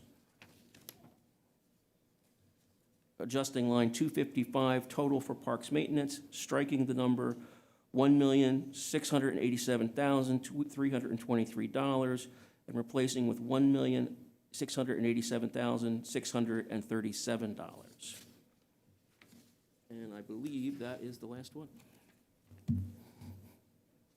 Thank you, and is there a second? Second. Thank you. Is there any discussion regarding this amendment to adjust Bill 9 to read what Mr. Grover read? Seeing none, Mr. Truesdale, would you call a vote? Ms. Daniels, Yes. Ms. Green, Yes. Mr. Lawson, Yes. Mr. Majors, Yes. Mr. Rodriguez, Yes. Ms. Bowers. Yes. Amendment 16 will pass by a vote of 6-0. Thank you. There are no further amendments that I have. I guess while we're still in discussion, I'll just say thank you to everyone. Thank you to the finance team. I know we had some issues with the software, so thank you for getting those things to us and getting adjusted and working your way through it. I really do appreciate it. Thank you for the long nights, for the long days, and for working with all the department heads throughout the year to make this a successful project. Thank you to all the department directors for coming down, for answering our questions, for working for the residents of Harrisburg, and every day that you do. Life is a lot more than budget season, although we don't get to see it here often unless we come into the building and maybe go visit your office. We don't see you as much except for when you come down here, but it doesn't mean that we don't know you're not working every day. And so from my perspective, I'll say thank you. Thank you for keeping the city running, for keeping our services running, for everything that you do along the way. For me, this budget season was about measurables and accountability. I'll say that if you followed the line of questioning, I think by most council members as well as myself, is that, you know, we want to see the measurables. We want to be able to hold each other accountable so that the residents can hold us accountable as well. And so I look forward to the 2024 quarterly reports, to following those goals. I think it should be pretty easy as every department wrote down their goals clearly. I'd love and expect to see that at each quarterly report, you'd be going through those goals and kind of giving an update on where you're at. I think that'll help at the end of the year because we won't have to ask, what did you do in 2023 as far as your 2020, or excuse me, what did you do in 2024 as far as the goals you set at the end of 2023? We'll kind of get those updates along the way. So I look forward to that. I thank everyone once again for all of their hard work, and I look forward to seeing you next year. Any other discussion or comments regarding Bill 9? Yeah, I guess I just have a general comment, and thanks to the staff for coming and doing your jobs on a day-to-day basis. One of my challenges with this budget, as well as last year's, is just kind of a lack of integrity at the very top of this administration, and having questions about whether what we're being presented is what is actually happening. When I come into the building and I work with staff, you know, it's clear that there's kind of a mismatch between what we're being told and what's happening, and it's very difficult to make decisions in that context. Some departments do work as they say, as reflected, others don't, and those inconsistencies are always troubling organizationally. But overall, thanks for the staff for doing the work, following up with us, and I will be voting no on this, and it's basically because of a lack of trust in the top of the administration, not necessarily individual employees. Thank you. Any other comments or questions regarding Bill 9? Yes. And I'll first off by thanking you, Vice President Green, for your leadership through this process from council's perspective. Thank you to the staff. We know you all work extremely hard on a day-to-day basis to keep the operations of the city running. From one council person's, I guess, outgoing council person's perspective, I think it would serve us all better if we could get things a little earlier in the process. We know what's statutorily required for council to receive information from the administration, but as we've instituted quarterly reporting, I think a lot of the legwork can get started and presented to council earlier so that these things can move a little bit smoother. Again, we're all stewards of the taxpayer dollars, and folks up here, we're all doing our due diligence to analyze the information that's provided to us, and and ensure that the money is being spent properly. So I think if we could, I'm on my way out, so I don't care anymore. Well, I do care for the residents of the city, but in terms of how things operate, we have an executive of the city who sat in these seats and knows how difficult it can be to get information timely so that you can make decisions. And we just want to ensure that that information is getting to this body and to the residents in a way that folks can digest.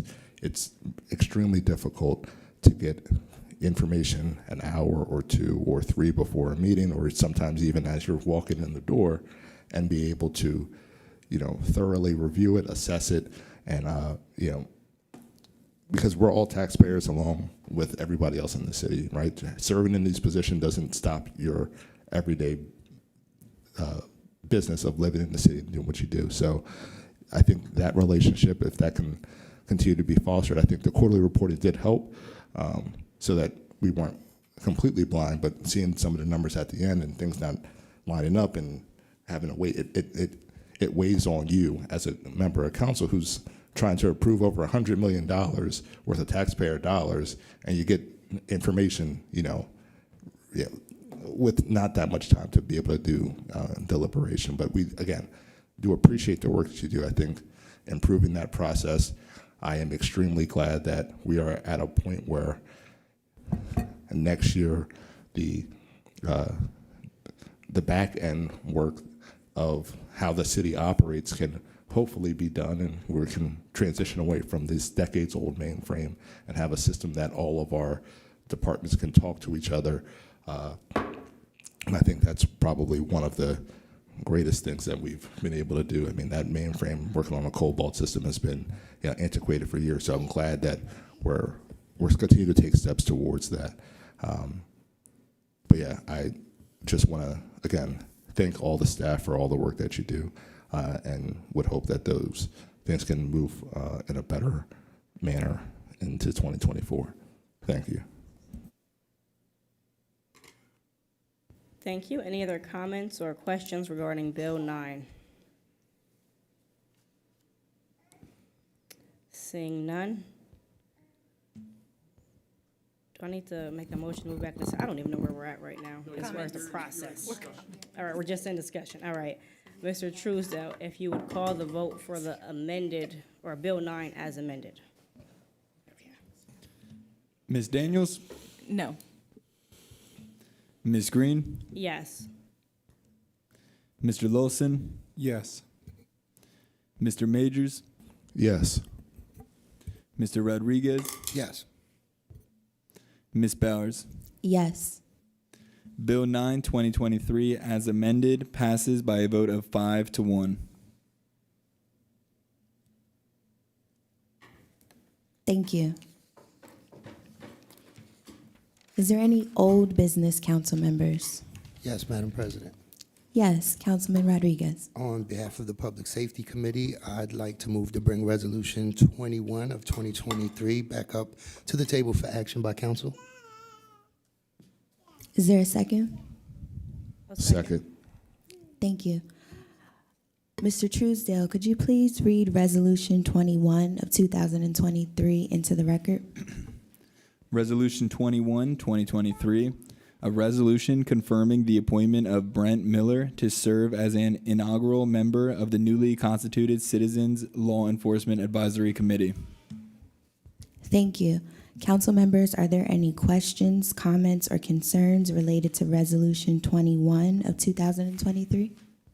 Yeah, that's just a question because I haven't seen that resolution for a bit. So an honorable position, is that different than a regular position? This is, I'll just read the resolution. So this was discussed on Tuesday, March 7th during a work session. Mr. Miller was present to answer questions, and this would be one of council's inaugural appointments to the Citizens Law Enforcement I heard honorable, Advisory not inaugural. Committee. Okay, sorry. Okay. That's okay. I'll just read, if you wouldn't mind, just to refresh everybody's memory a little bit from the resolution. In order to foster public accountability, improve community relationships, better promote public safety, and achieve greater public confidence in law enforcement officials that serve our community, the City of Harrisburg enacted Chapter 2-515 of the Codified Ordinances of the City of Harrisburg to establish the Citizens Law Enforcement Advisory Committee, or CLEAC. Section 2-515.6, subsection A and subsection B of the code provide that the advisory committee shall be comprised of 9 members who reside in the city of Harrisburg, each of whom must have maintained city residency for at least 1 year immediately prior to the appointment and thereafter maintain city residency for the duration of their term.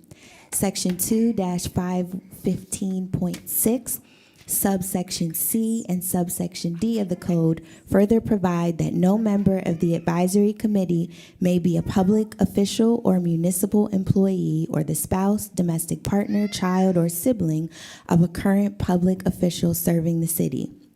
Section 2-515.7, subsection B, provides that the original CLEAC shall be comprised of 5 members appointed by the council, 2 members appointed by the mayor, and 2 members nominated by the original members of the advisory committee, each of whom is subject to confirmation by the council in order to serve. Are there any final questions on Resolution 21 of 2023? Okay, seeing and hearing none, Mr. Truesdale, could you please call the vote? Ms. Daniels? Yes. Ms. Green? Yes. Mr. Lawson? Yes. Mr. Majors? Yes. Mr. Rodriguez? Yes. Ms. Bowers? Yes. Resolution 21, 2023 passes by a vote of 6-0. Thank you. Any other old business, council members? Yes, Madam President. Councilman Rodriguez? I'd also like to move to bring Resolution 22 of 2023 back to the table for action by council. Is there a second? Second. Thank you. Mr. Truesdale, could you please read Resolution 22 of 2023 into the meeting record? Resolution 22, 2023, a resolution confirming the appointment of Quentin Davis to serve as an inaugural member of the newly constituted Citizens Law Enforcement Advisory Committee. Thank you.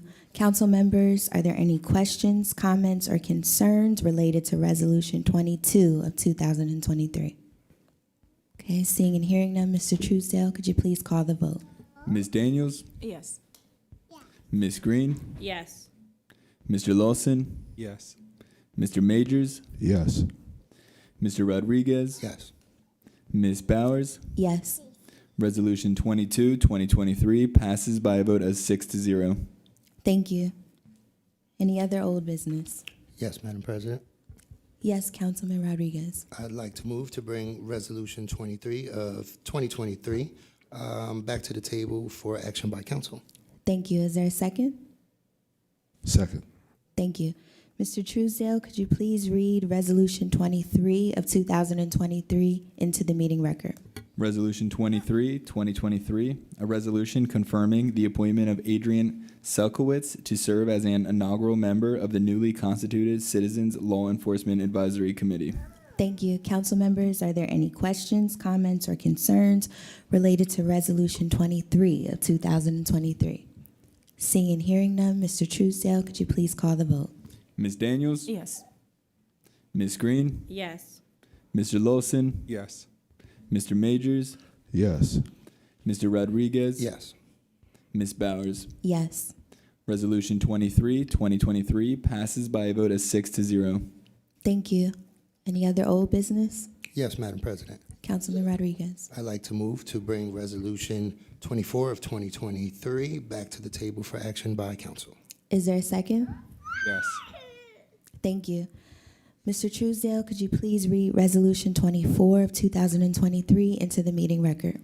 Resolution 24, 2023, a resolution confirming the appointment of Gia Johnson to serve as an inaugural member of the newly constituted Citizens Law Enforcement Advisory Committee. Thank you. Council members, are there any questions, comments, or concerns related to Resolution 24 of 2023? Seeing and hearing none, Mr. Truesdale, could you please call the vote? Ms. Daniels? Yes. Ms. Green? Yes. Mr. Lawson? Yes. Mr. Majors? Yes. Mr. Rodriguez? Yes. Ms. Bowers? Yes. Resolution 24, 2023 passes by a vote of 6-0. Thank you. Any other old business, council members? Yes, Madam President. Yes, Councilman Rodriguez. I'd like to move Resolution 25 of 2023 back to the table for action by council. Thank you. Is there a second? Second. Thank you. Mr. Truesdale, could you please read Resolution 25 of 2023 into the meeting record? Resolution 25, 2023, a resolution confirming the appointment of Lakeisha Carrier to serve as an inaugural member of the newly constituted Citizens Law Enforcement Advisory Committee. Thank you. Council members, are there any questions, comments, or concerns related to Resolution 25 of 2023? Seeing and hearing none, Mr. Truesdale, could you please call the vote? Ms. Daniels? Yes. Ms. Green? Yes. Mr. Lawson? Yes. Mr. Majors? Yes. Mr. Rodriguez? Yes. Ms. Bowers? Yes. Resolution 25, 2023 passes by a vote of 6-0. Thank you. Is there any additional old business, council members? Okay, see. I'm sorry. Just to clarify, so we brought those onto the floor. Do we need to vote on them, like after bringing them from the floor? I took it you just voted on each one of them. Okay. But I would like to provide perhaps my last piece of guidance for this two-year session, Madam President. As these were not published on the agenda, I would ask that you, or advise that you, as President of Council, direct the city clerk to publish an updated agenda and post it on the website. Will do, thank you. And the reason why they weren't published initially on the agenda is because we were waiting for the mayor to make her two appointments so that we could appoint everybody all at the same time so that the board could begin their work. But yes, Mr. Truesdale, if you could please post to E-codes on the city's website an updated meeting agenda, including Resolution 21, Resolution 22, Resolution 23, Resolution 24, and Resolution 25 of 2023. We would appreciate it. Yeah. Yes, I will. Thank you. Okay, any new business, council members? I do. I just wanted to say it was an honor serving with Councilman Lawson and Big Brother Wes, and just appreciate, the time spent, and I look forward to the great ventures you guys have ahead, and I'm always here, and I know council feels the same. Thank you, guys. Thank you.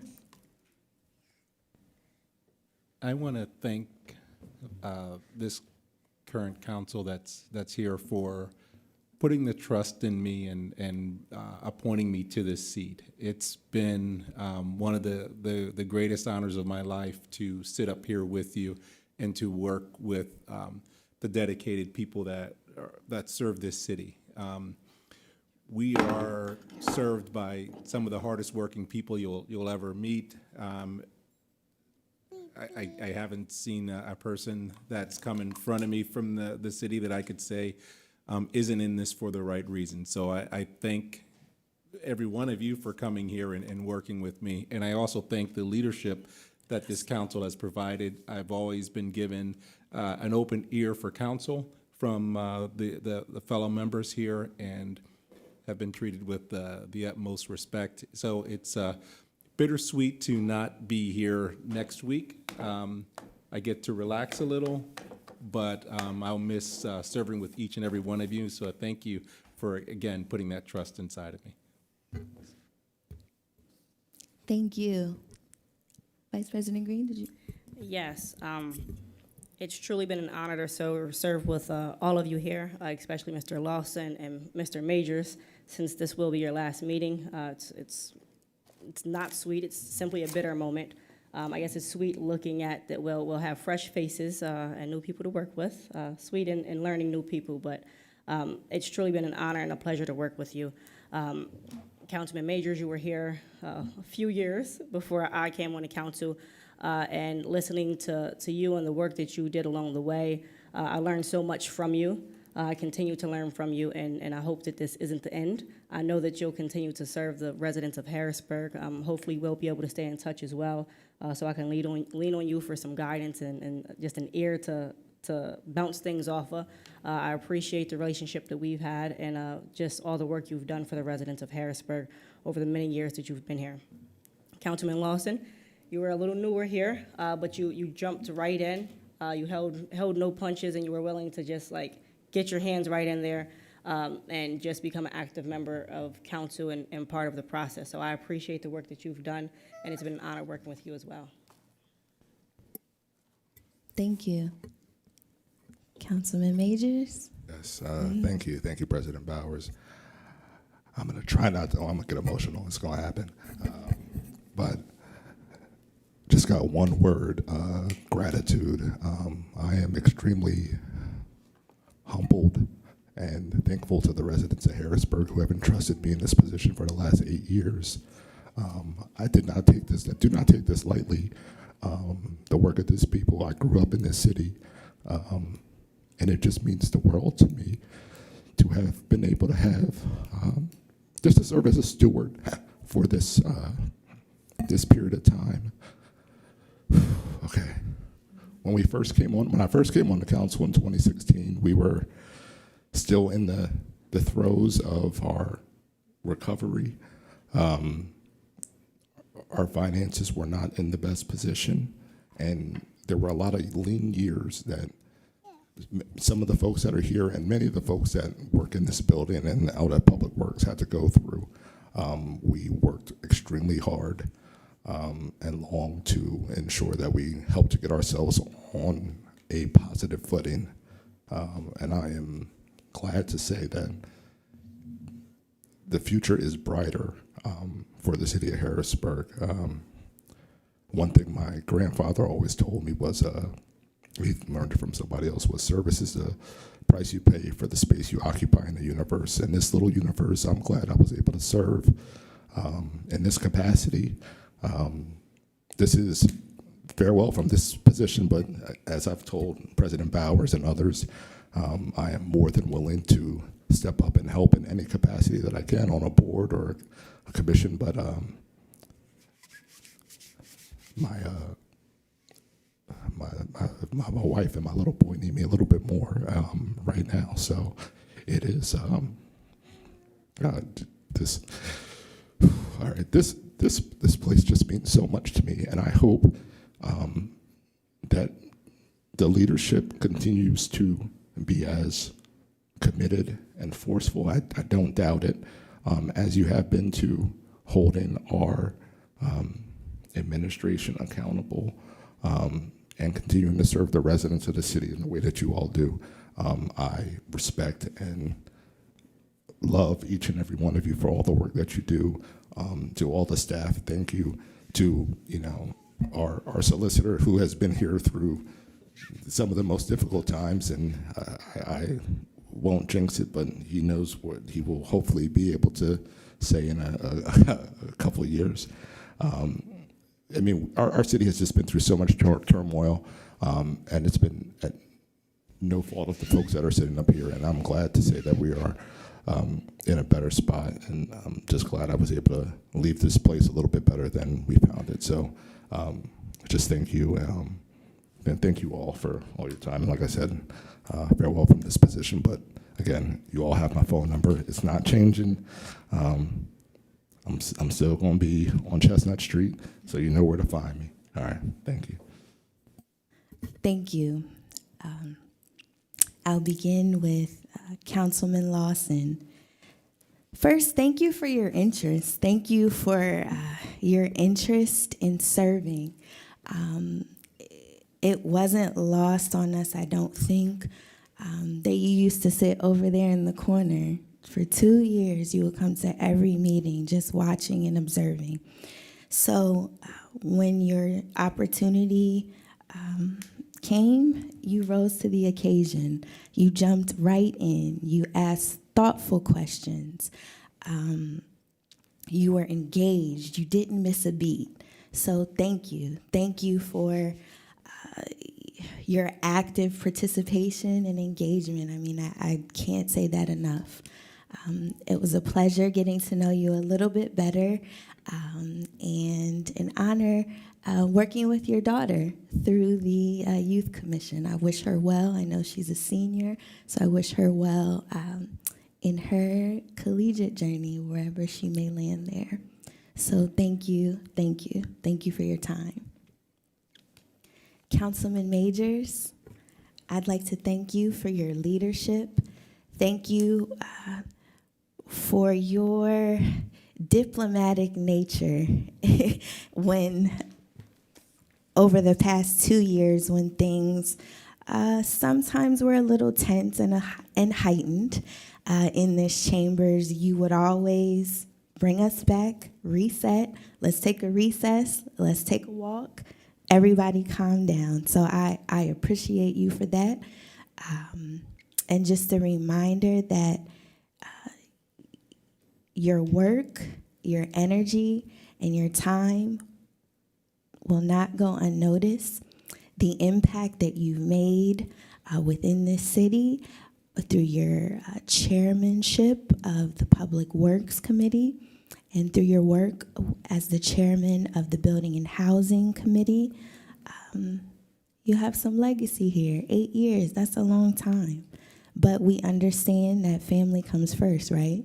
So we're not upset, and we know this isn't the end, and thank you for your interest in continuing to serve in a different way. So council members, the time is 8:50 p.m. I will entertain a motion to adjourn. So moved. Is there a second? Second. Thank you so much, council members. Thank you, everyone, for bearing with us, and I hope everybody has a very Merry Christmas and a Happy New Year. Thank you.